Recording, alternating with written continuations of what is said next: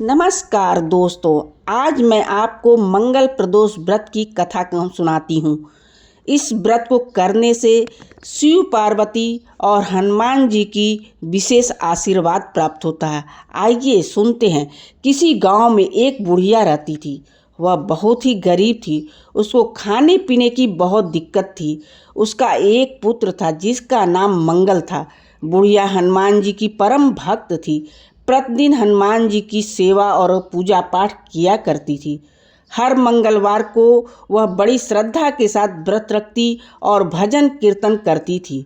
उसकी ऐसी भक्ति देखकर हनुमान जी उसकी परीक्षा लेने के लिए आए और एक मंगलवार को साधु के भेष में उस बुढ़िया के पास आकर बोले, मुझे भूख लगी है, मुझे भोजन दो, तू थोड़ी सी जमीन लीप दे। बुढ़िया दुविधा में पड़ गई, क्योंकि बुढ़िया मंगलवार को घर लिपती पोती नहीं थी। लेकिन साधु के कहने पर वह राजी हो गई, क्योंकि वह साधु महात्मा को दुखी नहीं करना चाहती थी।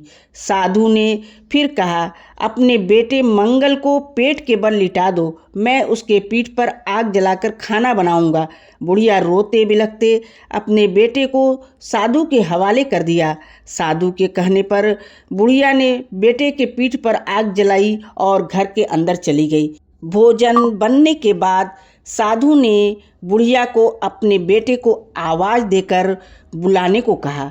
बुढ़िया जोर से रोने लगी, बोली, अब मेरा मन और मत दुखाओ। लेकिन साधु के जोर देने पर उसने रोते हुए अपने पुत्र को पुकारा। माँ के पुकारते ही मंगलिया हंसता हुआ घर के अंदर आ गया। बुढ़िया अपने बेटे को जीवित देखकर खुश हो गई। आंखों से आंसू बहने लगे और उसे गले से लगा लिया। बुढ़िया साधु के पैरों में गिर गई। हनुमान जी ने अपने असली रूप में आकर बुढ़िया को दर्शन दिए और उसे सुख समृद्धि का आशीर्वाद दिए। बुढ़िया का घर धन धान्य से भर गया। उसका घर महल जैसा हो गया। भगवान जैसे बुढ़िया का दिन लौटाए, वैसे सबका दिन लौटाएं। दोस्तों, इस प्रकार इस व्रत को करने से, कथा व कहानी सुनने से सारे दुखों का नाश हो जाता है। कुंडली में मंगल दोष भी शांत हो जाते हैं।